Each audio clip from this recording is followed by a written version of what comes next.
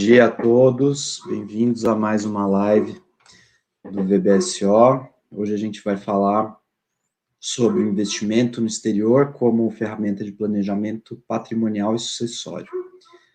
Antes da gente começar, eu gostaria de falar um pouco sobre o GRAAC, que é o Grupo de Apoio ao Adolescente e à Criança com Câncer.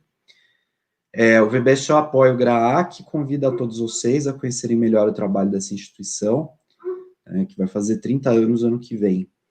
E a gente convida a todos também que puderem a contribuírem com essa instituição que atende crianças e adolescentes com câncer, faz um trabalho muito bonito, muito importante aqui na cidade de São Paulo, atendendo crianças e adolescentes do Brasil todo.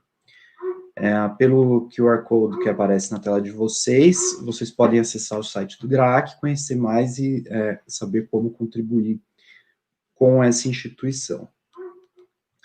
Hoje a gente vai falar de um tema cada vez mais importante para todos nós, né? Para todos nós que investimos, temos recursos para aplicar e temos patrimônio para zelar, que é o investimento no exterior. Muita gente ainda desconhece quase que completamente as alternativas disponíveis para acesso a ativos em moeda forte, ativos internacionais, o que, de uma certa forma, é natural, dado que o mercado brasileiro tem um histórico aí de muitos anos de taxas de juros muito elevadas, que economicamente já constituíam uma barreira de entrada para os ativos no exterior muito relevante.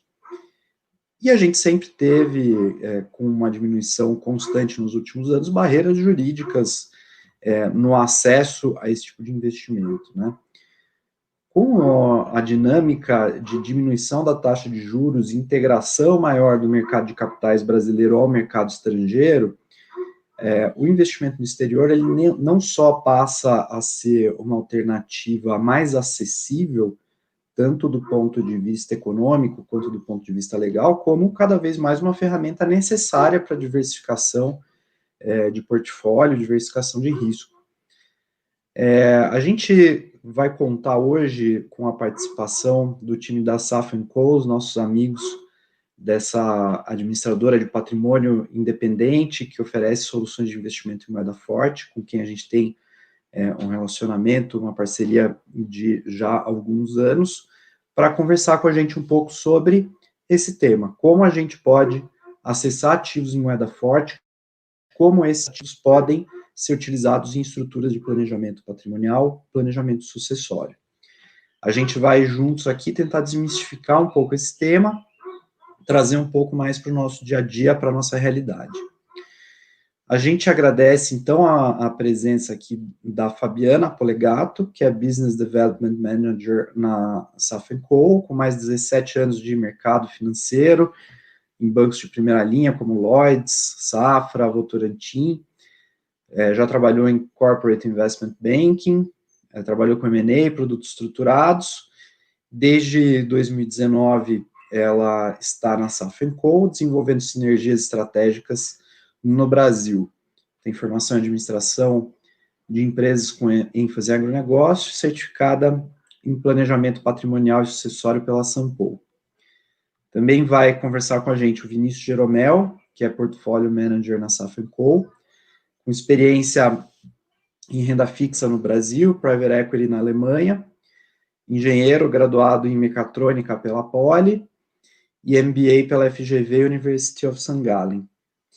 E a gente também vai ter o prazer de conversar com o meu sócio Mário Shingaki, que é sócio fundador aqui do VBSO, atua há mais de 2 décadas no direito tributário, com foco em planejamento tributário, patrimonial para pessoas físicas, pessoas jurídicas, tributação de mercado financeiro de capitais e private banking, também bacharel em administração de empresas de direito, mestre em contabilidade, e o Mário vai compartilhar com a gente aqui os efeitos fiscais, os efeitos do ponto de vista legal fiscal desses investimentos no exterior. Então, sem mais delongas, eu gostaria de passar a palavra para a Fabiana, vai fazer uma breve apresentação da Safra & Co e já adentrar o nosso tema de investimentos no exterior. Bom dia, Fabiana, muito obrigado pela sua presença. Muito obrigada. Bom dia a todos. É um prazer estar aqui. Muito obrigada pelo convite. Eu vou fazer uma breve introdução para que todos fiquem situados. A Safinco é uma empresa sediada em Genebra, especializada em gestão de carteiras para brasileiros que já investem ou pretendem investir no exterior. Ela foi fundada pelos irmãos Alberto e Maurício Safidi. A SAF tem, sob gestão, 800 milhões de dólares nos dias de hoje.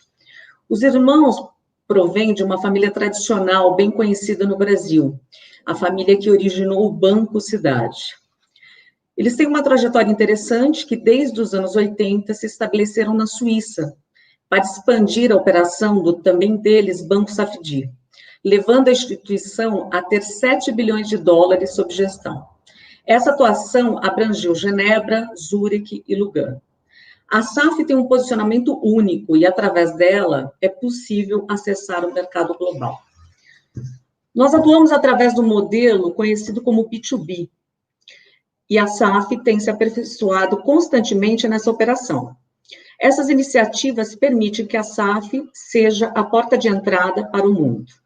Hoje falaremos em questões importantes, e o objetivo dessa conversa, como já disse o Zé, é demonstrar que, através de um time de especialistas reunidos, podemos equacionar de maneira objetiva e eficiente questões estratégicas para um bom planejamento patrimonial. Eu vou passar a palavra agora para o Vinícius Jeromel, que é membro do nosso comitê de investimentos e fala diretamente da Suíça. Ele é o nosso portfólio manager. Vinícius, bom dia. Bom dia, Fabiana. Boa tarde para você, no caso, Obrigado. né? Eu estou em São Paulo. Você é o único que recebe um boa tarde nosso aqui. Sim, aqui já são 2 da tarde. Obrigado pela introdução, obrigado, Zé, e obrigado pelo Mário também, que vai falar na sequência.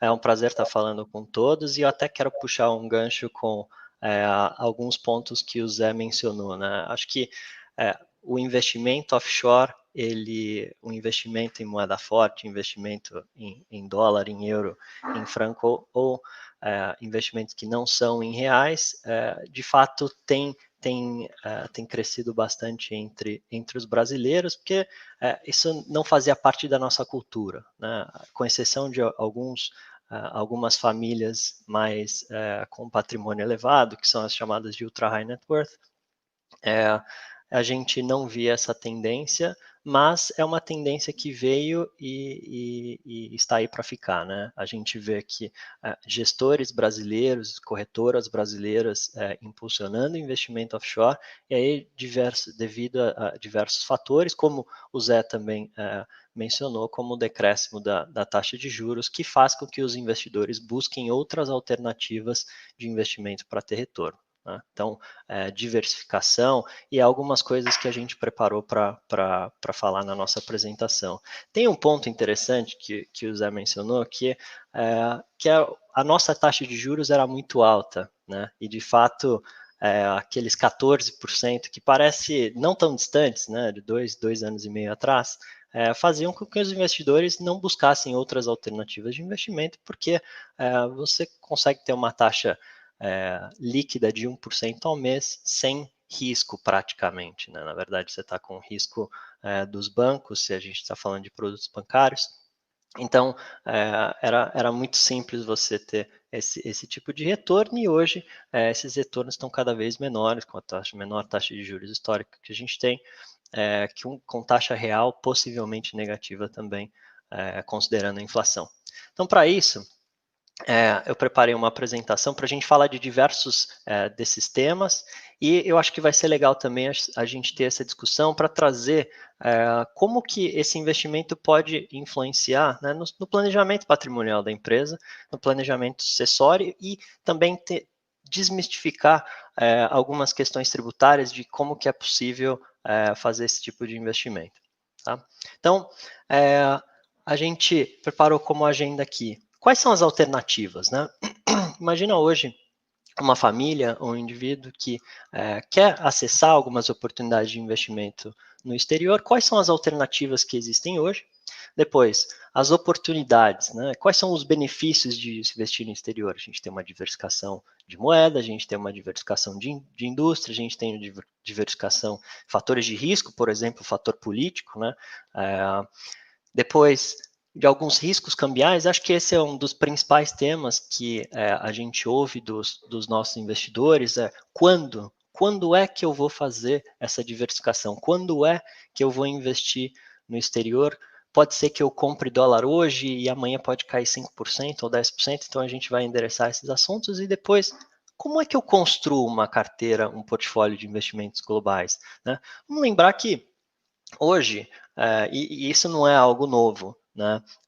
Nas últimas décadas, mais ou menos 10, 15, 20 anos, ou ali desde do começo do século XX, a gente tem um crescimento da globalização, não é algo novo para ninguém. E aí as economias estão cada vez mais interligadas, né? Hoje a gente compra alguns produtos brasileiros que uma parte desse produto a produção foi feita em um lugar, outra parte, outro produto, a produção em outro lugar, etc. E depois tem, por exemplo, no Brasil, que tem a montagem de um veículo.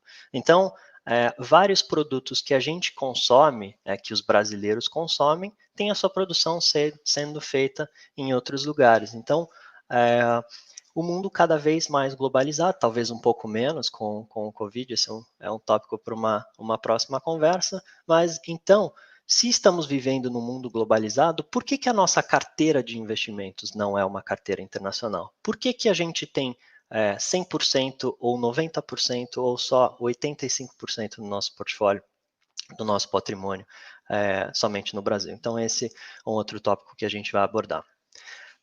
Seguindo com o principal, com o primeiro tópico, quais são as alternativas hoje que os brasileiros têm? Bom, tem a primeira, que é investir nas BDRs, né, nas ações, nas ADRs, nas ações americanas que são negociadas na Bolsa Brasileira, e aí tem algumas vantagens, algumas desvantagens. A principal desvantagem é a falta de liquidez que essas ações têm. Tem alguns ETFs que são negociados na Bolsa Brasileira, tem alguns COIs que têm aqueles produtos estruturados que têm algumas estratégias que utilizam como underline, né, como indexador alguma bolsa internacional. Tem também os fundos de investimento que estão cada vez mais sendo impulsionados por algumas corretoras locais no Brasil, alguns fundos de investimento que servem como acesso para o mercado de fora, né? Então, existem fundos hoje que investem em um fundo que tem uma estratégia global, ou tem alguns fundos, eu vejo algumas casas de gestoras de multimercado que parte do book deles, parte do portfólio também tem alguma exposição internacional. E a terceira, que é mais o tema da nossa conversa aqui, é de ter a abertura de uma conta fora mesmo, né? Uma conta onde você esteja com o seu patrimônio dolarizado, onde você possa comprar e vender ativos em moeda forte. Então, até para a gente começar o nosso bate-papo, a gente queria trazer aqui algumas questões que são clássicas, né, que a gente ouve sempre dos nossos investidores, principalmente aqueles que estão começando a estudar investir no exterior. As oportunidades de investimento no Brasil continuam sendo mais atrativas que no mercado internacional. Isso a gente ouve sempre, né? E ouvia mais antes, obviamente, quando tinha a taxa de juros era 14% ou 12% ou 10% nos dois dígitos. De fato, existem diversas oportunidades interessantes no Brasil, mas existem oportunidades de investimento no mundo inteiro, né? Como Estados Unidos, Europa, Ásia, mercados emergentes. E, de fato, eu vejo que hoje, pegando um exemplo bem simples, é que se um investidor hoje, ele bate lá na porta do Banco do Brasil, bate na porta do Itaú e pede, eu quero comprar um CDB do banco. Provavelmente, se esse cliente é um cliente super importante para esse banco, ele vai ter uma taxa perto de 100% do CDI, não mais do que isso nesses grandes bancos. Ora, 100% do CDI é 2% ao ano, né? Agora, se esse mesmo investidor abre uma conta fora e compra um bond do Itaú, compra um bond do Banco do Brasil, dependendo do prazo, essas taxas podem chegar a 4% ao ano, 5% ao ano, 6% ao ano, em dólar. Então, esse é o primeiro ponto. Existem oportunidades de investimento no Brasil, sim, mas existem outras muito boas, talvez até melhores, oportunidades de investimento no exterior. Depois, outra coisa que a gente ouve, eu não preciso investir no exterior porque eu consigo ter uma diversificação no Brasil. De fato, é possível ter uma diversificação no Brasil, você consegue ter, e é o que a gente vê de alguns investidores. Uma diversificação que uma parte está em ações, a outra parte está em renda fixa, que pode estar ali em fundos imobiliários, pode ter fundos de crédito privado, ou pode ter alguns títulos bancários. Depois, uma parte que fica em multimercados, né? Que aqui fora são chamados de hedge funds. Acontece que a nossa bolsa brasileira ela é muito pequena. E ela, por exemplo, se você quiser ter uma exposição para um setor que esse ano está tendo um retorno absurdamente bom e positivo, é o setor de tecnologia, é muito difícil ter uma exposição em tech no Brasil. Então, existe de fato essa diversificação, mas aqui fora a diversificação é muito maior, porque você pode ter uma diversificação de moedas, você pode ter uma diversificação de temas, que é algo que é pouco difundido no Brasil, e que eu vejo está sendo bem mais difundido o ESG, né? O Environmental Social Governance, é um tema. Aqui já se fala há muito tempo, e diversificação de países mesmo, né? Como eu falei, o mundo é globalizado, por que deixar todos os ovos em uma cesta, que é uma cesta Brasil? Depois a terceira pergunta, e o comentário, na verdade, que os investidores fazem, é que a volatilidade cambial afeta o meu patrimônio, né? Então, tem altas e baixas do dólar, e isso afeta o meu patrimônio. Então, eu tenho, num mês eu tenho 5 milhões de reais, no outro mês eu posso ter 4 milhões e meio de reais, ou 6 milhões de reais, mas na verdade, o que a gente diz para esses investidores é que o arriscado mesmo é deixar todo o patrimônio em reais. Porque mesmo que o patrimônio ele oscile, que oscile de 5 milhões de reais para 6, para 4, se você deixar tudo em reais, olhando em dólar, é o mesmo princípio, né? Você pode ter 1 milhão de dólares, depois pode ter 800 mil, depois 1 milhão e 200. E, na verdade, o poder de compra desses investidores, ele está muito indexado às moedas fortes, né? E eu falo dólar como é a moeda que a gente mais faz os investimentos aqui, porque, bom, é a reserva internacional dos países e a maior quantidade de produtos financeiros mundiais está indexado ao dólar, então tem a moeda dólar. Então, o arriscado é deixar em real, não o arriscado é mandar uma parte do portfólio para fora. Seguindo, quando a gente olha para diferentes classes de ativos, né, e aí colocamos aqui apenas 5, tá? Ações, imobiliário, hedge funds, que são os multimercados no Brasil, renda fixa e caixa. Então, a gente pode observar que não tem uma estratégia que ela é vencedora todo ano. A gente vê aqui, o que mais apareceu como positivo, talvez ações, né? Ações foi o melhor investimento em 2019, o melhor investimento em 2017, 2016, 2014. Mas nos outros anos, renda fixa foi melhor em 2015, caixa foi melhor em 2018. Era melhor ter dinheiro guardado no banco, sem investir em nada, em 2018, do que ter investido em qualquer outro ativo. Isso tudo para dizer que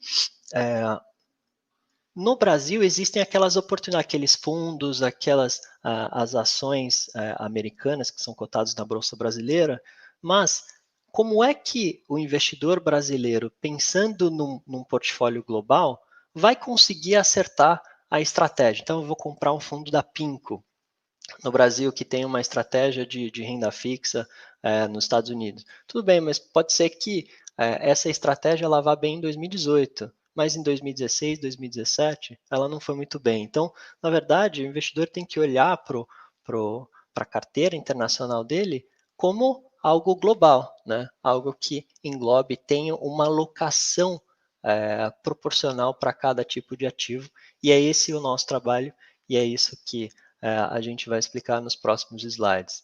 Até para dar uma dimensão, esses números aqui, a gente atualizou 2 meses atrás. Pode ser que estejam muito maiores do que está mostrando aqui, vide a valorização das bolsas internacionais, principalmente do S&P. Então a gente vê, olha o tamanho do mercado de ações.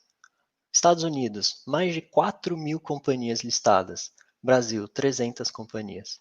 Mais de 23 trilhões de dólares negociados em ações no ano. Gente, só para a gente ter uma ideia de grandeza, né?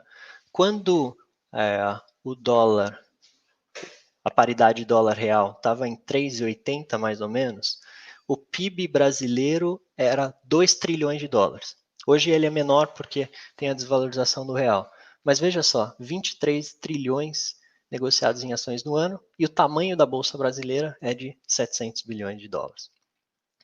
Na Europa, 8 mil ações e na Ásia e Pacífico, 19 mil ações. Qual o objetivo desse slide? Mostrar que existem sim oportunidades no Brasil, mas o Brasil é somente um país, é somente uma região que é possível ter investimento. E esse gráfico aqui é um gráfico interessante, até para explicar para vocês, eu pego o gancho aqui que o Zé disse, era mais difícil, né, a gente falar de esses tipos de investimento antes, quando a taxa de juros era alta, mas vamos fazer só uma comparação com as bolsas mundiais. Tá? Então eu tenho aqui o S&P 500, que é a bolsa americana, as 500 maiores ações dos Estados Unidos. Pegamos 10 anos, tá? Então, julho de 2010 a julho de 2020. Se o investidor tivesse colocado 100 dólares nesse índice, em julho de 2020 ele teria 365 dólares.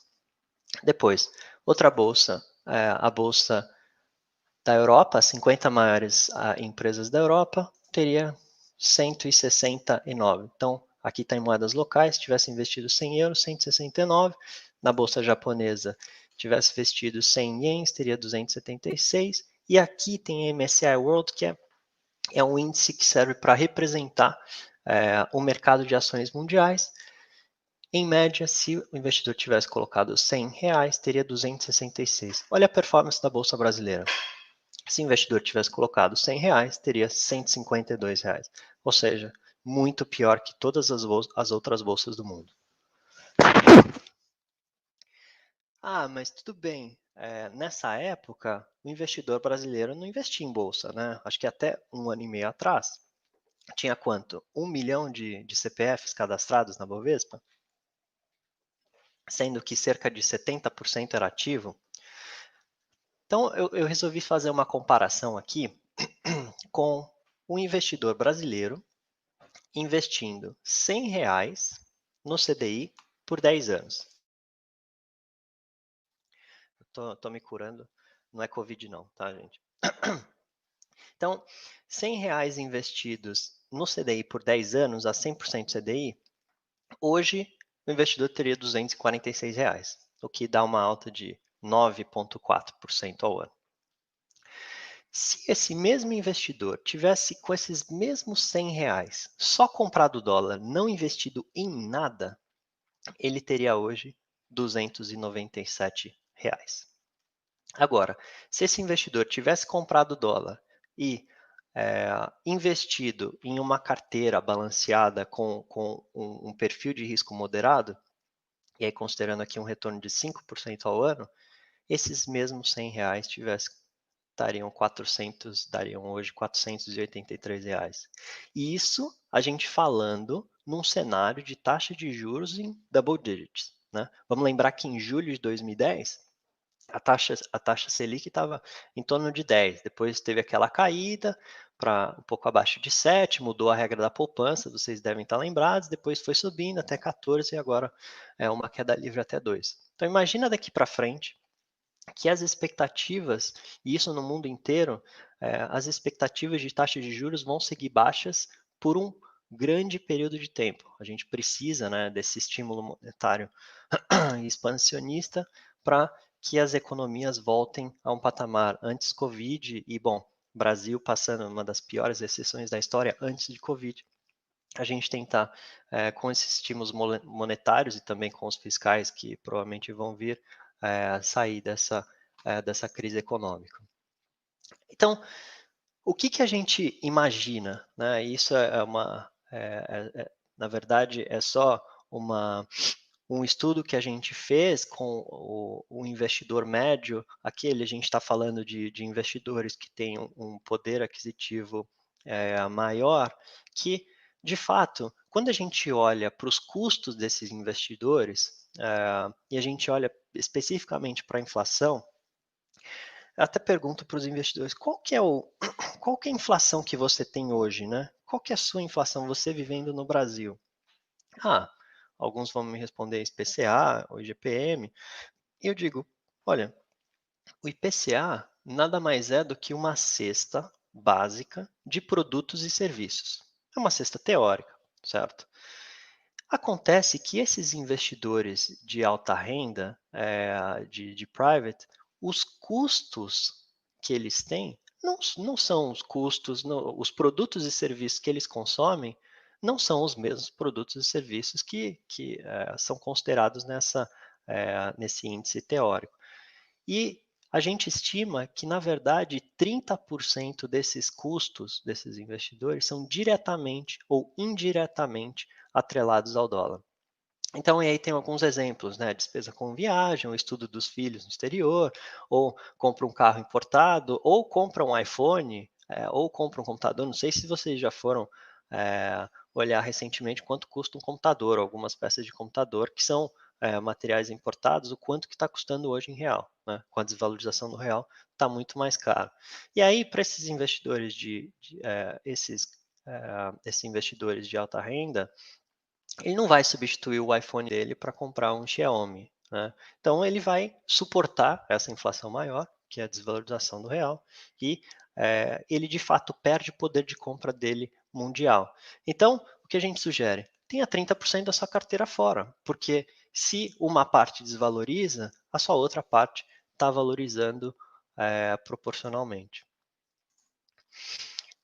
Aqui é sobre a volatilidade cambial, né? Então, colocando de novo aqui um gráfico de 10 anos, período de 10 anos, onde a gente coloca 3 pares de moeda. Em laranja, o real com dólar, em azul é o euro com o dólar e em cinza é o dólar com o ien japonês. Vejam que o investidor que está preocupado com a volatilidade do patrimônio dele tendo uma parte fora, na verdade ele teria que ter uma outra visão, né? Ele olhando num cenário mundial, a parte em real que tem uma volatilidade muito grande. E observem isso. A gente tá normalizado e começa em 1, e veja que, olha qual é a volatilidade desse par de moeda dólar e real. Desde julho de 2010, o real se desvalorizou 3 vezes. Então a gente tinha, em julho de 2010, se eu não me engano, a cotação era mais ou menos 1,70, 1,80. Hoje é de 5, bom, está variando bastante, mas de 5,30, 5,40 desvalorizou 3 vezes. Agora, olha outros pares de moeda forte. De fato, o dólar e o ien japonês teve uma variação grande, que chegou a ter quase 40%, mas no longo prazo é 20% de desvalorização. Do outro lado, o euro, olha só como a volatilidade é muito baixa. Então, por isso que a gente diz, arriscado mesmo é estar tudo em real. Aí, lembra, esse gráfico aqui a gente mostrou em alguns slides anteriores, né? Que é a performance das bolsas, e a gente só mostrou em moeda local, né? Então, o S&P em dólar, o Eurostoxx em euro, o Nikkei em Japanese Yen e a bolsa em real. Agora, vamos considerar a bolsa em dólar. Imagina só um investidor americano, ele troque os 100 dólares que ele tem na mão e compre a o Ibovespa. Em 10 anos, ele perdeu 48% do patrimônio dele. Então, em real, ele teve uma valorização de 52%, só que pensando em dólar, ele teve uma desvalorização de 48%, comparado com o MSCI World, que ele teria 2,6 vezes a mais do investimento dele. Aí como que a gente constrói? Como que a gente constrói um portfólio?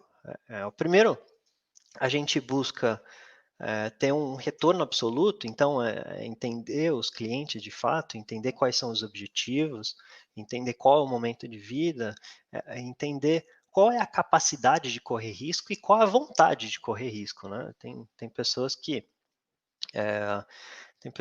de fato têm uma capacidade de correr risco maior, mas são aquelas pessoas mais conservadoras, não querem ter uma volatilidade muito grande. Então, nosso trabalho é de entender qual é esse perfil. Depois que a gente entende o perfil, a gente busca, utilizando aquelas informações que a nossa entrevista com o investidor, então, falando mais em linguagem aqui de mercado financeiro, utilizando aquela volatilidade máxima que a gente definiu, a gente tenta preservar o capital dos nossos clientes e buscar um retorno absoluto, né? Então, considerando aquele nível de risco que a gente tenta maximizar o retorno, buscando fazer uma diversificação entre diversas regiões, entre diversas classes de ativo, entre diversos temas, que é o que a gente já mencionou, e também identificando e levando em consideração qual é a carteira local desses clientes, né? A gente entende que a, a parte que a gente faz a gestão aqui fora não é uma ilha, né? As pessoas são as mesmas, é a mesma pessoa, a mesma família que tem outra parte do patrimônio no Brasil. Então a gente tenta montar algo que converse, né? Algo que se transforme num portfólio global, tendo uma visão mais holística do portfólio. E para isso, a gente seleciona os melhores ativos para as estratégias que a gente vai investir com os melhores gestores, né? Então é um mix aqui de performance com proteção. Aí são alguns fatores, e aí falando um pouco mais tecnicamente, a gente tem umas alocações estratégicas, que são aquelas alocações mais a longo prazo, que a gente sempre vai fazer um alinhamento entre risco e retorno. Depois tem algumas alocações táticas, que são alguns eventos de curto prazo, né? Então, a última, falando de Brasil, a última que a gente fez aqui, o Moro saindo, a Bolsa caindo drasticamente, a gente vai lá e compra e depois de uma semana a gente vende. Então, são alguns eventos de curto prazo que a gente tenta observar algumas oportunidades, entrar e para sair depois de alguns dias e algumas semanas. E aí, tem o universo, todo o universo de investimentos que a gente utiliza para aproveitar essas oportunidades de curto prazo na nossa alocação tática ou na nossa alocação estratégica, da gente escolher quais são as estratégias que a gente vai colocar no nosso portfólio e, de novo, selecionando os melhores ativos para cada estratégia. Então, tem a estratégia aí dizendo quais são as estratégias, né? Por exemplo, eu vou querer investir em ações dos Estados Unidos, ou eu vou querer investir em ações na Europa, mas eu vou querer investir em ações focado no mercado automobilístico da Alemanha. Bom, não vou querer fazer isso hoje, mas se eu quisesse, quais são os melhores gestores que vão seguir essa estratégia que eu estou buscando e quais são os melhores produtos? Então, por isso, a gente tenta identificar essas estratégias que têm uma correlação maior ou menor com o mercado.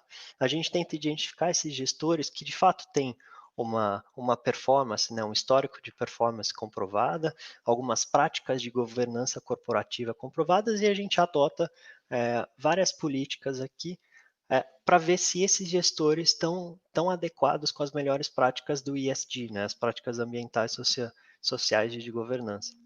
Depois, a gente faz uma otimização entre os custos e vê qual produto cobra mais, ou se a gente pode ter uma exposição em outro produto que cobra menos, etc. Tudo visando uma melhor performance para as nossas carteiras, melhor performance para os nossos clientes. Então, eu falo, parece muito abstrato, né? Então, a gente quis trazer aqui, por exemplo, esse aqui é um exemplo teórico de como poderia ser uma carteira de um investidor em olhando um portfólio global, né? Então, a gente tem 4 caixinhas principais, uma caixinha de ações, uma caixinha de renda fixa, uma caixinha de alternativos e a outra de caixa, tá? Nesse caso aqui, nesse exemplo teórico, a gente estaria buscando alguma oportunidade tática, saindo um pouco de mercado, achando que o risco não está valendo a pena pelo retorno, e busca alguma oportunidade para a gente utilizar esse caixa. Na parte de renda fixa, a gente olha alguns setores diferentes, né? Então a gente olha investment grade, que são aquelas empresas que têm um risco menor, mas também um retorno menor. High yield, que são aquelas empresas que não têm o grau de investment grade e têm um retorno maior, e mercados emergentes, que geralmente têm um risco maior, mas também podem oferecer um retorno maior. Depois ações, algumas estratégias passivas, então a gente vai ficar exposto no S&P, ou a gente vai ficar exposto no Eurostoxx, ou no Nikkei, e algumas estratégias temáticas que a gente faz. A gente gosta de alguns temas de tecnologia, principalmente, como inteligência artificial, mobile payment, sustainable future, e depois alguns investimentos alternativos, né? Os hedge funds, que são aqueles fundos multimercados no Brasil, e commodities, bom, no caso, esse aqui, tenho certeza que é ouro, que faz parte da nossa carteira faz mais de 1 ano e meio. Então, por último, e esse aqui é o último slide, é como começar, né? Então, as perguntas que os investidores têm que responder, ou têm que se perguntar, e a gente pode ajudar na resposta, qual é o meu objetivo, né? O meu objetivo é manter meu poder de compra a longo prazo, o meu objetivo é talvez estudar fora ou morar fora. Qual a melhor alternativa? Será que eu tenho que comprar os fundos no Brasil, ou abro uma conta fora, abro um fundo fora, uma fundação? E esse que é o tema que o Mário vai endereçar na continuação da nossa conversa. Quanto de exposição? Devo ter 30%? Devo ter 40%? Devo ter 20%? E qual o melhor momento? O melhor momento é sempre, né? Você sempre está exposto ao mundo, né? O seu consumo de produtos e serviços, ele é globalizado. Então, a gente fala e sugere para os clientes, não tente acertar o melhor momento, porque você não vai acertar o melhor momento de comprar dólar. Vá fazendo aos poucos, que no longo prazo você vai ter uma média ponderada e seu patrimônio vai estar mais protegido. Com isso, queria agradecer vocês pelo papo, e estou ansioso para saber ali depois as alternativas que o Mário vai dar para a gente, e falar dos impactos, né? Que é o outro lado da moeda, né? Como é que você, como família, faz esse planejamento? Como é que você, depois de ter esses investimentos, como é que você faz toda a parte tributária? Estou ansioso para saber do Mário. Obrigado. É isso aí, Vinícius. A gente conhece a ferramenta, agora vamos aprender um pouco mais como utilizar essa ferramenta em situações práticas, né? Queria agradecer a sua participação, a participação da Fabiana. Vou pedir para vocês ficarem com a gente aqui. Depois do painel do Mário, a gente vai abrir para um Q&A aqui para trazer perguntas dos nossos ouvintes, espectadores da internet. Mário, queria passar a bola para você, para a gente, então, explorar os impactos fiscais desses investimentos no exterior, investimentos em moeda forte, como essa ferramenta pode ser utilizada nas estruturas de planejamento patrimonial e de planejamento sucessório. Bom dia. Bom dia a todos, é um prazer participar desse evento. Obrigado, Zé, obrigado aos nossos parceiros da Saficco, Fabiana e o Vinícius. A gente vai falar um pouco, então, de um assunto que é em continuação ao que o Vinícius muito bem expôs, né? Então, do impacto tributário, como que funciona, e já aproveitando o gancho do início da conversa que o Vinícius muito bem expôs, né? Tentando responder quais são os benefícios de investir no exterior, né? E aí a gente vai mostrar que existem várias situações que, comparado com os investimentos no Brasil, você acaba tendo isenções e um rendimento líquido mais vantajoso do que quando você compara com investimentos aqui no Brasil. Deixa eu compartilhar aqui a tela.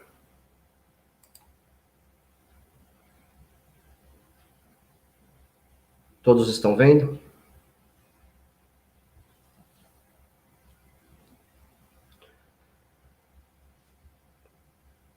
Então, Então, vamos falar um pouco da tributação de investimento no exterior para pessoa física. Vamos falar na sequência até, aproveitando o gancho que o Vinícius colocou, e tudo começa aí com uma conta corrente no exterior, né? E olha só que interessante, pessoal, já usando até um exemplo, né, para fazer uma coisa mais prática, a gente tem pouco tempo aí para falar. Primeiro, vamos falar de depósitos em contas no exterior, tá? Então, quando você fala em depositar um valor, assim como você tem um dinheiro aqui no Brasil, suponho que você colocou lá, só exemplo numérico, né, uma parte da sua carteira, 100 mil dólares há 3 anos atrás, 2017, o dólar estava 3, e agora em 2020 o dólar passou de 6, mas vamos usar o dólar de 5, que dá 500 mil.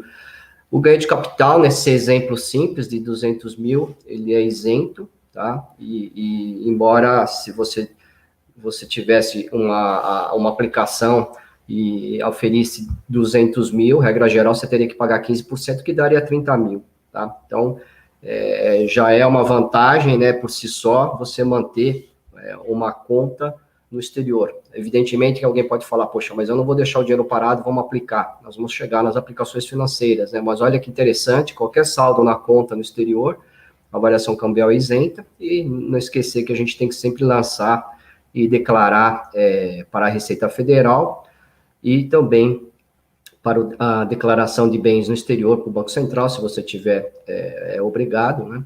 E aí você tem que atualizar esse saldo, tá? Então, é muito simples.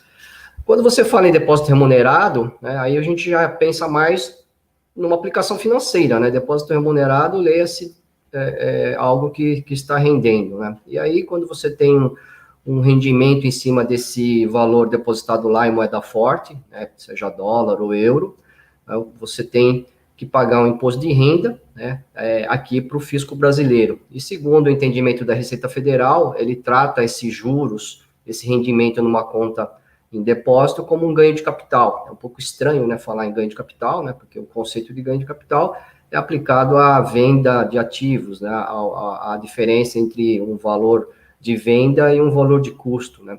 Até numa aplicação financeira onde se resgata, você consegue entender o conceito de ganho de capital. Mas, por entendimento da Receita Federal, se você tiver uma conta remunerada, esses juros dá um pouco de trabalho, né? Porque você teria que pagar a cada juros o imposto aqui no Brasil. E existe uma isenção que eu vou falar mais para frente, né, que não se aplica. Então, existe até uma desvantagem de uma conta remunerada. É melhor você partir para uma das várias modalidades que o Vinícius muito bem colocou, né? Vamos fazer um portfólio e aplicar, porque vocês vão ver que tem mais vantagens. Mas, de qualquer forma, tem uma isenção para ganho de capital no valor equivalente até 35 mil reais por mês, que nesse caso você não poderá aproveitar. E aí, passando para a aplicação financeira, aqui a gente tem um ponto importante. Primeiro, o reflexo na declaração. A Receita Federal, regra geral, manda você aplicar.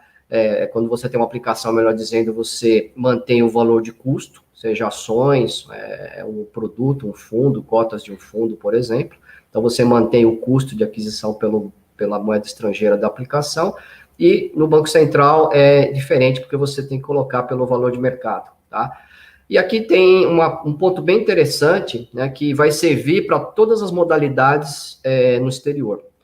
Você pode ter uma variação cambial tributável ou isenta, que vai depender da origem dos recursos, tá? Então, a primeira regra é essa aqui.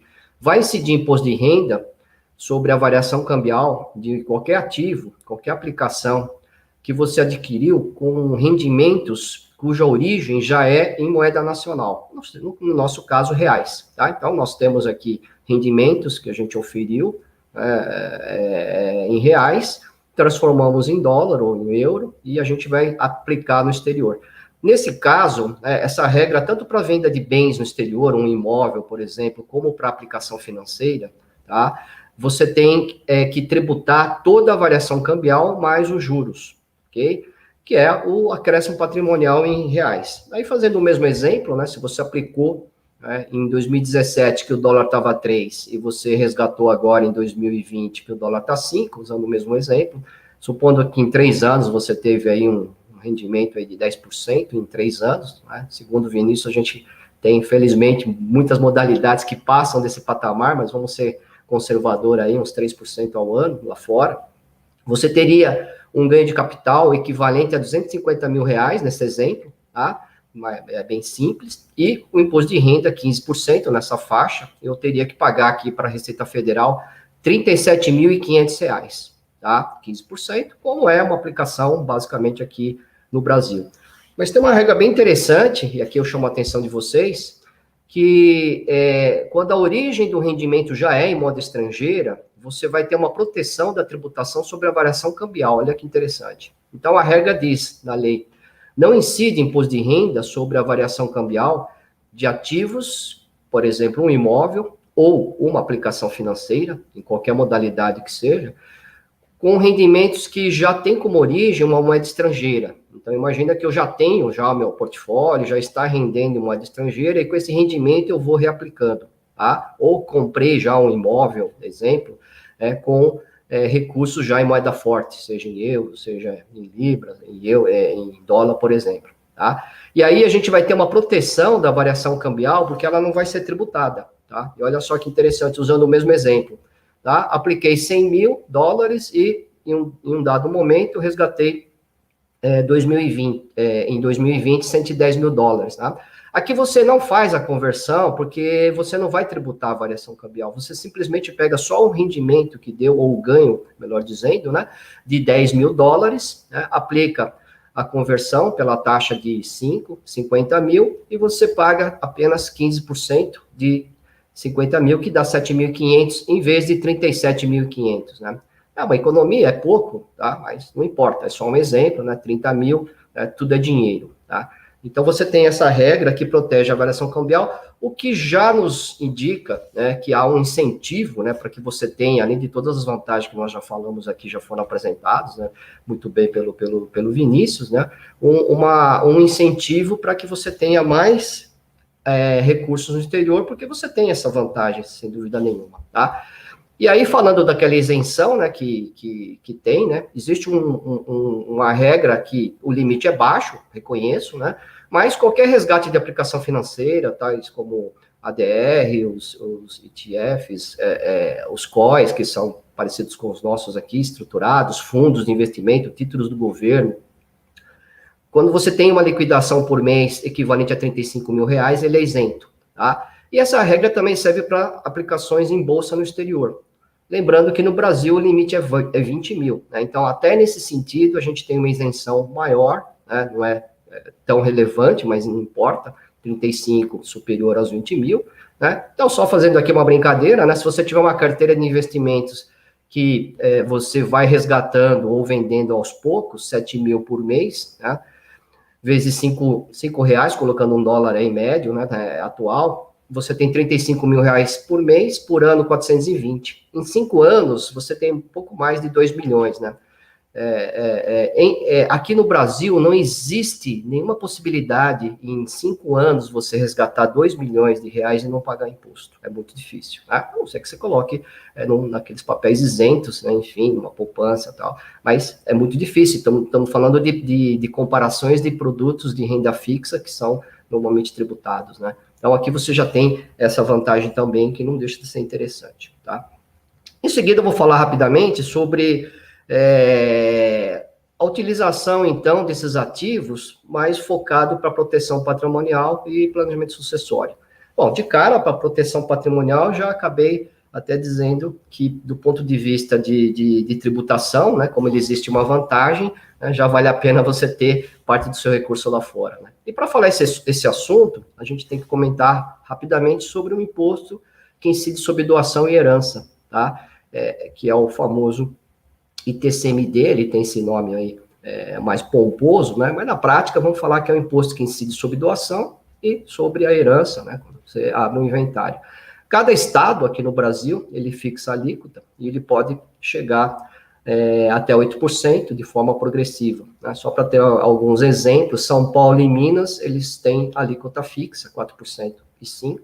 Rio de Janeiro e Santa Catarina, meros exemplos, eles têm alíquotas variáveis que vão de 4 a 8 no Rio de Janeiro ou de 1 a 8 em Santa Catarina.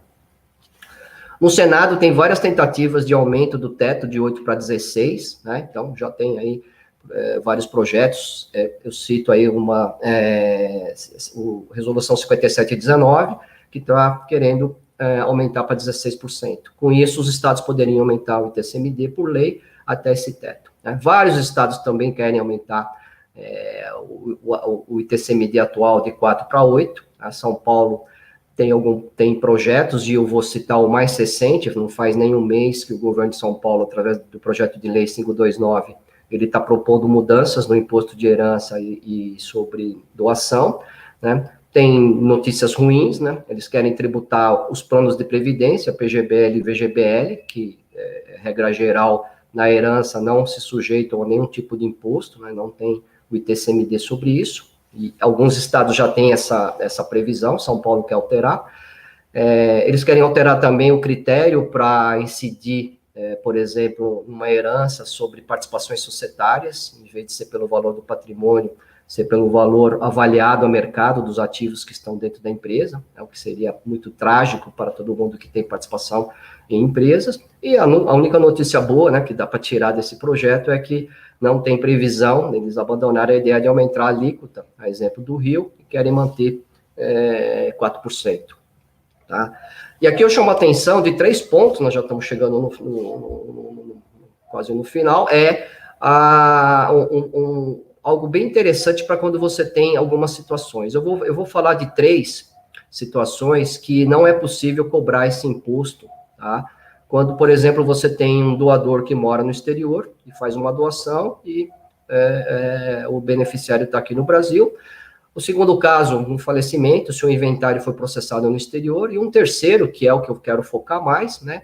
Quando a pessoa faleceu e ela possui bens no exterior. Ela mora aqui no Brasil, em qualquer estado, né, qualquer unidade da Federação Brasileira, mas ele tem ativos, contas, aplicações, enfim, tá? Essa situação. Vamos dar o exemplo? Primeiro, se a mãe doa $1 milhão ao filho, ambos moram em Minas, é só exemplo, tá, pessoal? Podia ser em qualquer estado, né?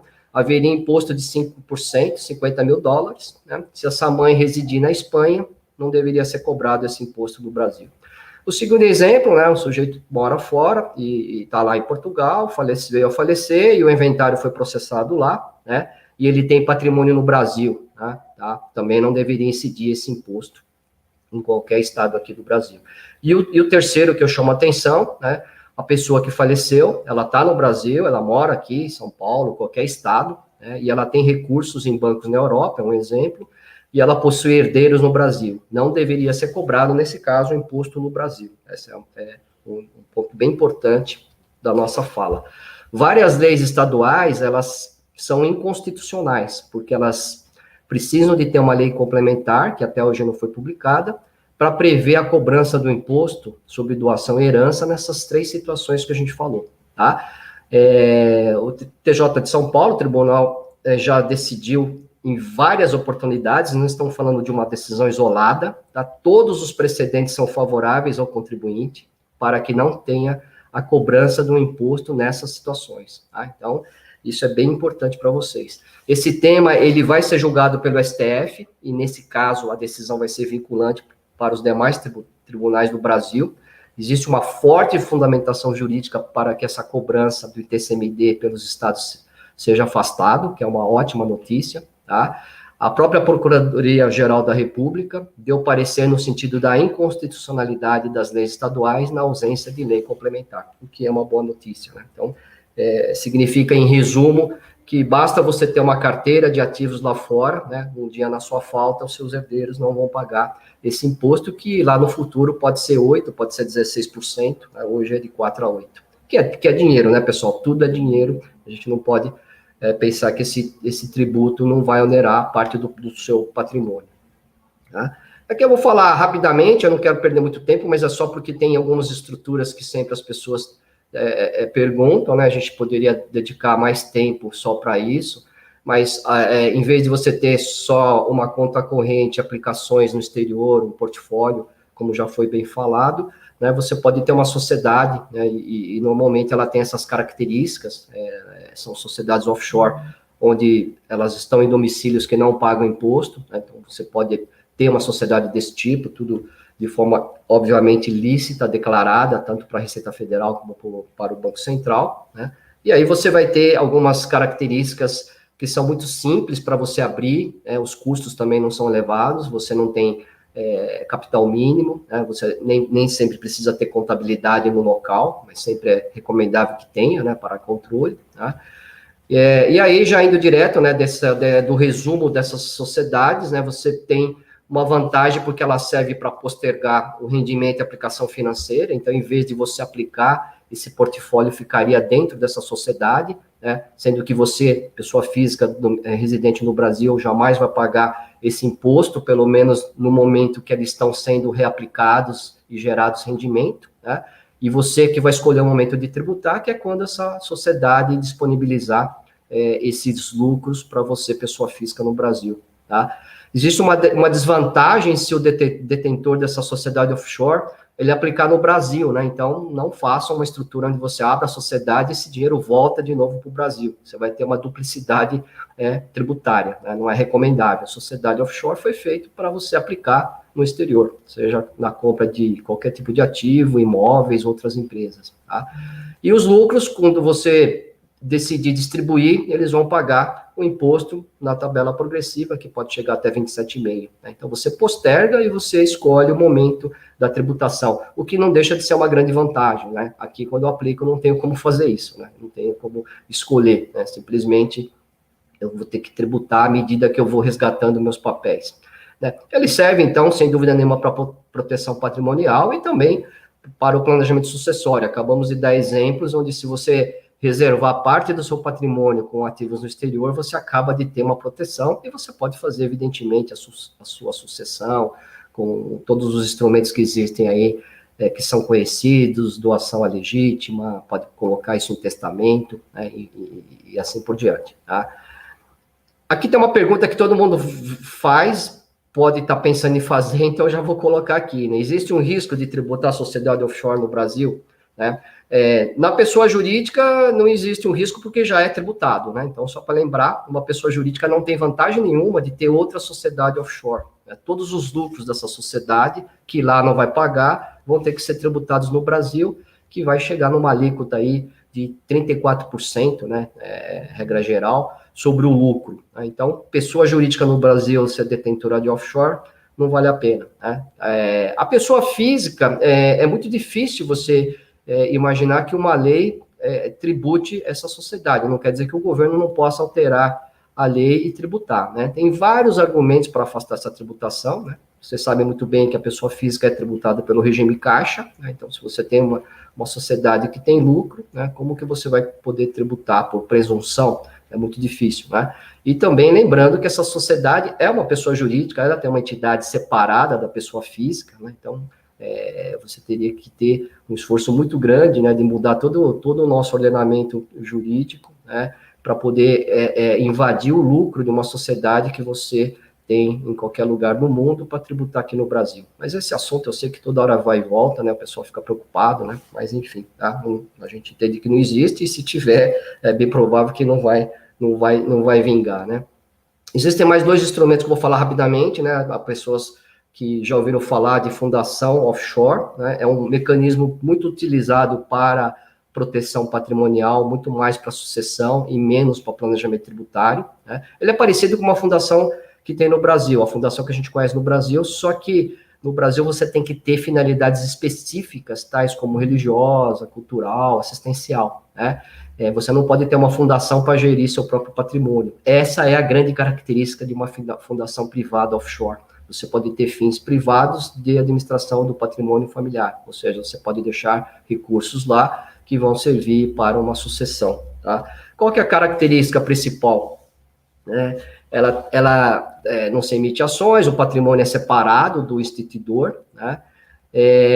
Você tem que baixar os bens que vão serem conferidos à fundação, então já dá para imaginar qual é a vantagem, né, para você fazer isso, né? Então, você não vai ter mais patrimônio, significa que o credor, em algum tipo de exigência, não vai poder mais atingir esse patrimônio, ele fica protegido, né?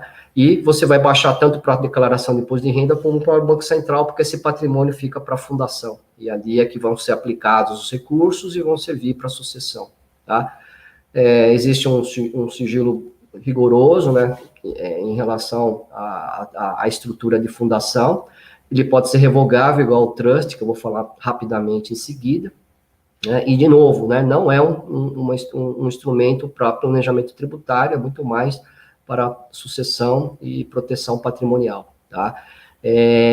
Até porque depois esses recursos que vão ser canalizados para algum beneficiário vão ter que pagar todos os tributos, como qualquer situação, tá? Tem várias jurisdições, né, tradicionalmente Liechtenstein, né, que fica, inclusive, aí perto do Vinícius, né, entre a Suíça ali, e Panamá são as mais tradicionais, mas tem outros diversos paraísos fiscais que você tem a possibilidade de instituir uma fundação. E o trust, finalmente, só para acabar, e depois a gente abre aí para as perguntas, né, o trust é sempre bom falar, ele não é uma sociedade, né, você não tem a personalidade jurídica, né? Ele é um contrato atípico, né? Ele não é uma sociedade nem uma pessoa jurídica, né? Rapidamente, né, ele é originário do direito medieval inglês, né, e tem em sistemas anglo-saxônicos, como, por exemplo, o norte-americano e o inglês, né? Tá? O que é o trust, em poucas palavras, né? Você transferir todo o seu patrimônio, tá, para um terceiro, que é uma pessoa de confiança, chamado trustee, e ele vai ser o responsável para gerir seu patrimônio no interesse seu e dos seus beneficiários, tá? Então, tudo o que tiver lá dentro pode gerar algum tipo de benefício futuro, tá? Então, imagina uma carteira de aplicações financeiras, ou um imóvel, ou qualquer outro tipo de participações societárias, tudo que pode gerar renda, né? Isso vai servir para uma proteção, né, porque ele tem o mesmo sentido da fundação, no sentido de você tirar esses bens, né, regra geral, que a gente tem alguns trusts que você ainda mantém, né, o direito, aí você tem que olhar o contrato, se ele é revogável ou não, né, mas regra geral ele foi feito para que você tirasse do seu patrimônio, e isso volta para os seus herdeiros, né, numa sucessão normal, a única coisa que os bens estão no exterior, né, ou até para você ter um benefício sobre aquilo também, né. Então, o trust é usado para isso, é uma estrutura que antigamente era só voltado para grandes patrimônios, né, mas hoje você tem estruturas bem mais em conta, tá. Então, aí a gente só dá um exemplo aí de como poderia ser em relação ao imóvel, mas poderia ser também em aplicação financeira, tá? E aí você só tem que tomar cuidado, né, para quem tem trust, né, ou quer montar um trust, em relação à declaração do imposto de renda e para a declaração do Banco Central, a DBE, né, tá? Sempre é bom lembrar, né, que as autoridades fiscais, elas não podem aceitar o trust como um instrumento de sucessão, como é visto lá fora, né? Então, você pode ter algum problema. Aí eu deixo aí um material que pode ser disponibilizado para vocês, uma manifestação recente de 2020, onde a Receita Federal ela não entende a estrutura do trust como ela foi feita juridicamente falando, porque no Brasil nós não temos esse instituto, tá? Então, essa manifestação faz com que o beneficiário do trust, né, é até interessante você ter acesso, né, um casal, a mulher ficou viúva, o marido faleceu, né, e esse rendimento que veio, que é legítimo, ela é herdeira, né, não deveria ter nenhum tipo de imposição tributária, e a Receita Federal entendeu que, nesse caso, teria que pagar um imposto, tá? Mas fica sempre o alerta, tá? Aí eu fecho com esse slide, esse é o último, pessoal, para a gente bater um papo, se sobrar um tempo para responder algumas perguntas, mas eu procuro fazer um resumo, e até emendando o que o Vinícius falou, né, qual é o momento, qual é o tipo de ativo, né, você tem que sempre pensar no objetivo, que é investir no exterior, pode ser para proteção, para ter uma rentabilidade, para ter moeda forte, pode ser por sucessão, pode ser por planejamento tributário, por que não, né? Você tem que sempre olhar e ver os custos em relação à constituição, à manutenção, encerramento de cada uma dessas estruturas, seja conta corrente, aplicações, sociedade offshore, fundação, trust, não importa. É importante ver a tradição e confiabilidade da instituição financeira lá fora, os agentes, os representantes, né? Que nível de apoio, transparência e informações eles vão estar ao seu lado, né? Porque tem muita gente que tem um preconceito, ou fala, puxa, aqui eu conheço as instituições financeiras, aqui eu peço os extratos, eu mesmo consigo acessar minha conta, né, como se isso não fosse possível lá fora, né, e muita gente, às vezes, pensa que vai ficar sem essas informações, né, mas não tenha dúvida que isso é superado, né, você tem pessoas, o nosso próprio parceiro que faz um trabalho de tradição, né, então você tem que olhar quem é que vai cuidar do seu patrimônio lá fora, sem dúvida nenhuma, né. Você tem que olhar a flexibilidade para enviar e retornar os recursos. Nós estamos falando de fechar câmbio, mandar dinheiro para fora, ou voltar o recurso, tudo isso é sempre importante. Ou estruturas que você monta, muitas vezes a pessoa monta uma estrutura sofisticada e depois para desmontar, né, ninguém falou para ele que tem uma série de empecilhos, né? Então a gente tem que sempre pensar em estruturas começo, meio e fim, né? Isso é importante. E você tem que olhar a tributação de cada instrumento, né? É uma conta corrente, é uma conta que vai deixar um recurso por enquanto lá parado, né? Mas que está rendendo a variação cambial, que inclusive é isento, como a gente falou, ou aplicação financeira, ou uma sociedade, fundação e trust. E sem dúvida nenhuma, todos os instrumentos, vocês sabendo usar, eles podem proteger seu patrimônio e serve para planejamento sucessório e também para o tributário. Então é isso, pessoal. Basicamente, o que eu tinha aí nesse momento para falar com vocês.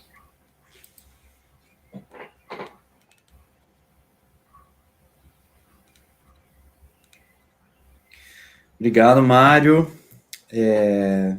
Acho que foi super elucidativo, né? Um complemento bastante interessante da apresentação do Vinícius. Acho que a gente conseguiu fazer essa ponte entre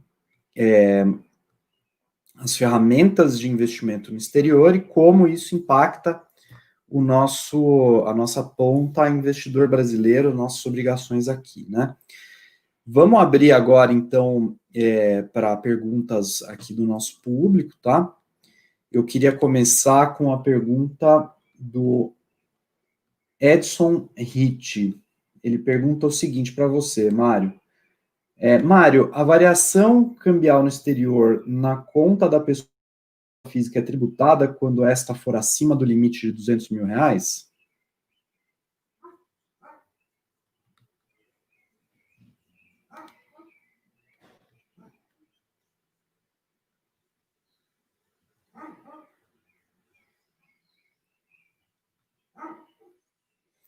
Acho que o Mário, você está no mudo aí. Desculpe. Então, respondendo, Edson, obrigado pela participação e pela pergunta, né? Aquele exemplo foi só para considerando um dólar de 3 para 5 num valor de 100 mil, né? Não existe nenhum tipo de limite, né? Então, você pode ter, em vez de 100 mil, 1 milhão, né? Tá certo? E em vez de 200 mil, você vai ter 2 milhões de variação cambial isenta do mesmo jeito, tá? Não tem nenhum tipo de limite, o que é uma notícia boa, tá? Então, respondendo, não existe limite para variação cambial, pode ser qualquer valor, né? Você vai ter isenção e não esquece de declarar isso da forma correta, né? Como eu falei para vocês, né? São rendimentos isentos e não tributáveis. Legal. Mais uma aqui, Mário, se eu puder abusar da sua boa vontade, é do Geraldo Carneiro, que ele pergunta como fica o imposto ITCMD no país estrangeiro. Nos Estados Unidos, sei que há um imposto bastante confiscatório para estrangeiros. Então, Geraldo, obrigado aí também pela participação. Eu não vou falar em detalhes, né, como funciona lá, mas evidentemente que existe o ITCMD nos Estados Unidos, né, ele é fortemente taxado para os residentes lá, é progressivo, né, ele pode chegar até 40%, né, e tem várias regras para os estrangeiros, tá?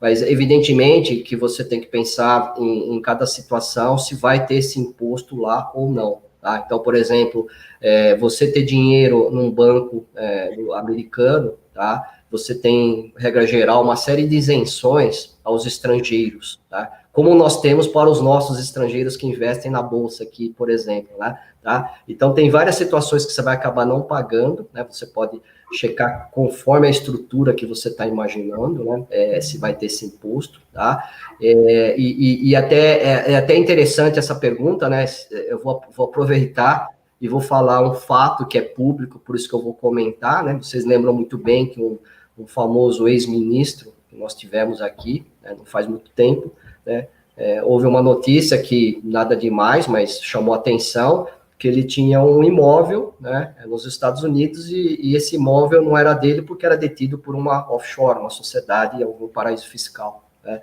e também é público, né, essa estrutura foi montada por uma questão de planejamento sucessório, né, porque o imóvel detido por uma sociedade, né, na falta desse ex-ministro, se ele vier a faltar um dia, né, ele não vai pagar o ITCMD sobre o imóvel nos Estados Unidos, tá? Mas eu chamo a atenção, né, essa estrutura foi feita para isso, né, e eu sempre gosto de usar esse exemplo, né, esqueceram de falar que se ele quiser vender esse imóvel nos Estados Unidos, esse imóvel pode ter um imposto muito elevado lá, diferentemente de você vender na pessoa física. Então, se esse ministro tivesse esse imóvel direto na física, e se ele quiser vender um dia, né, o imóvel era em Miami, na Flórida, se eu não me engano, ele teria um ganho de capital que só pagaria imposto no Brasil e não pagaria lá, né?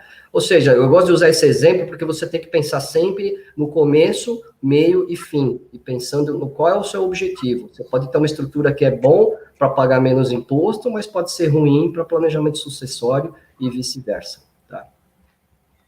É isso, né, Mário? A gente precisa olhar sempre pro big picture, né? Não adianta a gente tentar criar estruturas imediatistas que, no final, podem acabar tendo um efeito inverso daquele que a gente espera, né? Eu queria encerrar aglutinando duas perguntas, agora para o Vinícius. Eu queria fazer uma aglutinação da pergunta do André Teixeira, André Matsushima Teixeira, e da Cláudia Musto. E eu vou adaptar um pouco os questionamentos, né, que eu acho que a gente direciona um pouco melhor a dúvida aqui, que é o seguinte, pelo que eu entendo aqui das perguntas, a preocupação deles pode ser resumida em dois aspectos, né, qual que é o valor mínimo que faz sentido financeiramente a gente aplicar, começar a fazer aplicação direta no exterior, e do ponto de vista de reaplicação da isenção de IR, né, ou da reaplicação do valor obtido com rendimentos, como que funciona, o que é o recomendado, o praticado, né, em questão de reaplicação dos ganhos nesse portfólio no exterior, Vinícius?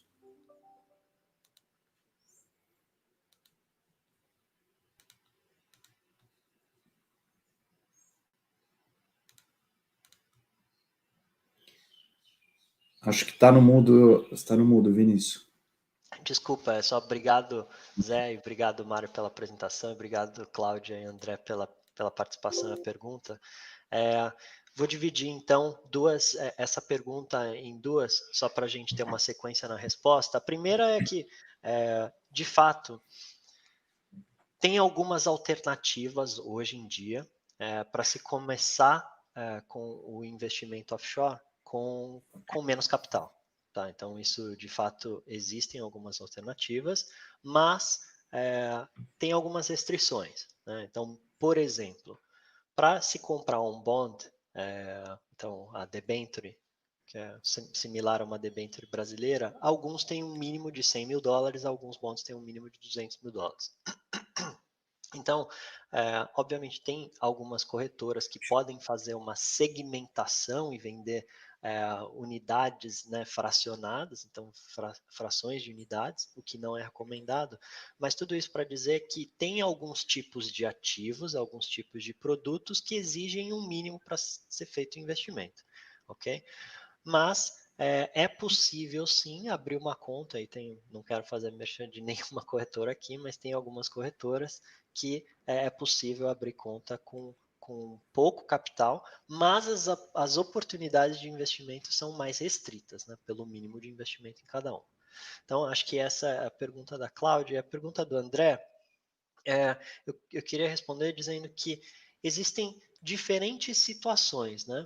Existe a situação, porque eu entendo a sua pergunta, que tem o mínimo, né, o máximo, na verdade, que é possível se vender que não é tributado no Brasil, mas existem as situações que a gente olha dos nossos clientes, se a gente está falando de uma conta pessoa física, se a gente está falando de uma conta de um trust, que é muito bem exposto pelo Mário, ou se é por uma PJ offshore, ou se é por qualquer outra estrutura como uma de fundo de investimento. Então a gente olha como um todo, porque o nosso papel aqui é de fazer esses investimentos e montar esse portfólio de investimentos, observando também as características tributárias do investidor que a gente está cuidando. Então, de fato, o que a gente observa da maioria dos nossos clientes, e isso não é uma recomendação nossa, é que como existem essas vantagens por abrir uma empresa offshore, que é uma das principais, e sem falar de planejamento sucessório, mas olhando do ponto de vista tributário, onde, como o Mário disse, existe o diferimento de imposto, isso afeta pouco as nossas decisões de investimento quanto a rebalanceamento, que é a sua pergunta, né? Então, a gente não precisa ficar preocupado em a gente rebalancear e vender para comprar algum outro ativo, porque, de fato, como tudo está dentro dessa empresa, não existe a incidência de imposto. Muito, muito interessante, Vinícius. Só para a gente encerrar aqui, uma última pergunta, e aí vou direcionar a ambos, mais uma pergunta do André Matsushima Teixeira. Quão impossível vocês avaliam um cenário extremado de, por exemplo, proibição de manter recursos no exterior para cidadãos brasileiros e obrigatoriedade de repatriação? Qual seria a contingência nesse caso? Acho que aqui é um exercício interessante de reflexão sobre possibilidades, né? Eu posso começar respondendo, Mário, mas eu queria ouvir a sua opinião também na parte legal, tá? Como eu disse, ter uma parte do portfólio fora, você consegue eliminar ou ter outros fatores de risco, né? Um fator de risco que é de fato, o risco Brasil, né? Então, o risco de o nosso poder executivo, judiciário, de fazer alguma proibição, e aí você enumera 2 casos de fato, proibir manter recursos fora ou de obrigar a repatriar, a gente entende que você tendo uma parte fora, não tem um confisco, por exemplo, do dinheiro, que é o que aconteceu no final da década de 80, né, com o Collor de fazendo confisco. Então, uma parte já está fora. Esses são um fator de risco que a gente minimiza, não consegue eliminar. Mas eu queria ouvir do Mário qual a probabilidade, né? Isso eu acho que é mais do seu lado. O que você acha, Mário? Eu assim, primeiro com as legislações que tivemos sobre repatriação, justamente para legalizar e oficializar recursos mantidos lá fora, no montante bem elevado, né? Isso foi uma medida muito boa que o governo fez, copiando modelos lá fora, Estados Unidos, outros países fazem quase que todo ano, né? Aqui a gente faz o maior carnaval, que teve 2, né? Praticamente 2, há 3, 4 anos atrás, né? E esse tipo de movimento já resolve um grande problema do governo, que é saber quanto que tem lá e que tipo de recurso se foi principalmente oferecido ou não a tributação, né? Então, eu acho assim, primeiro, remoto essa possibilidade, né? Já não há mais essa necessidade, né? Segundo, que juridicamente você não haveria, mesmo que houvesse alguma medida nesse sentido, né? No mesmo dia, todos os advogados entrariam com a medida judicial, né, contra isso, né, que seria inconstitucional, né? Você pode dispor os seus recursos livremente, né? Isso está previsto na Constituição. Uma coisa diferente, né? Quando você tem uma dívida e você cometeu algum tipo de ilícito, então você precisa pagar o credor. O fato de você ter recurso lá fora, né, é uma situação extrema, diferente da pergunta do André, né? Nesse caso, poderia um juiz, sim, obrigar você a retornar com o recurso, né, que é seu, né, para pagar uma dívida trabalhista numa empresa que você não pagou, né? Não é disso que nós estamos falando, né? Então, são situações diferentes. Eu acho muito pouco provável uma medida dessa, o que significa que, se você reparar, o movimento do governo é justamente o contrário. Ele incentiva, de certa forma, você ter recursos no exterior, desde que declarado, primeiro porque você vai pagar um imposto, também ninguém está falando que você não vai pagar, né? Você pode postergar, você pode usar esse mecanismo de liquidar 35 mil por mês, mas não é isso que vai resolver, né? Isso é igual você ganhar na bolsa 20 mil, né? Essa conta o governo já sabe, não é ali que está a perda da arrecadação, né? Então, eu acho muito pouco provável que vai acontecer isso. E um ponto importante, né, o Banco Central divulgou recentemente o relatório dele de ativos, porque ele é o que tem mais detalhe, não é a Receita Federal, né, porque a Receita Federal, ela tem instruções diferentes para você descrever o que tem dentro dos ativos pertencentes a brasileiros, né, e o Banco Central sabe o que tem em cada tipo de situação. E em resumo, principalmente esse último que eu tive acesso, 2019, né, que é o que tem agora, provou que cada vez mais vocês têm ativos no exterior. O movimento é justamente esse que a gente está falando, né? Há um incentivo por vários motivos, até por questão de estabilidade econômica e política e proteção e tudo mais, né? Então, esse movimento, ele duvido que ele vai parar, e evidentemente quem faz isso faz de uma maneira lícita, né? Então, eu acho um pouco provável, né, uma lei que fala, você tem que retornar o recurso aqui, né? É muito difícil acontecer uma coisa dessa, né? Eu acho praticamente remotíssima, na minha opinião, né? Vai de contra tudo que a gente sabe em termos de política fiscal, inclusive, e até de câmbio, né? A gente não precisa, por enquanto, desse tipo de movimento, né? É isso. Posso fazer só um comentário? Desculpa, só não sei se a pergunta anterior, né, que acho que tem um lado de variação cambial também, né, só para deixar claro, se você começa com aplicação, porque você vai começar de algum jeito, provavelmente com recursos em reais, né, é importante você também, o quanto antes você começar, não importa o volume, porque à medida que você vai resgatando e recebendo novos rendimentos, esses novos rendimentos já estarão em moeda forte. Significa que, com o tempo, aquela proteção de não pagar imposto sobre a variação cambial, ela vai ficando maior, né? Lembra que eu mostrei aqueles dois exemplos, né? Então, já existe uma norma da Receita Federal que fala exatamente sobre isso, uma instrução normativa 118 de 2000, ela já é antiga, justamente quando você tem uma aplicação cuja parte do recurso tem origem em reais e já tem uma parte em moeda forte.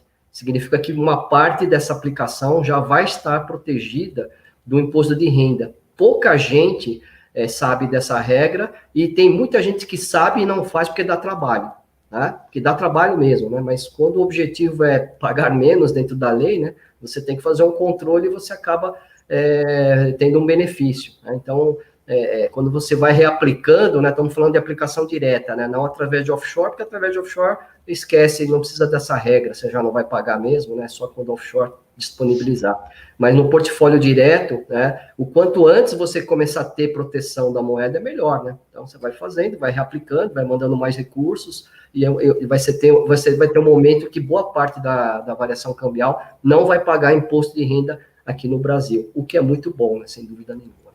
Muito interessante, Mário. Então, fazendo um juntado, né, juntando tudo que você falou, de pequenas em pequenas contribuições, dá para salvar uma grande parcela de capital só economizando de imposto, né? Com certeza. Muito legal.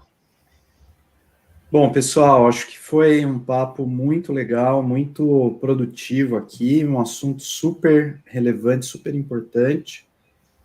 Eu gostaria de agradecer de novo Mário, Vinícius, Fabiana, pelo tempo, pela participação, agradecer a todo mundo que acompanhou pelo YouTube,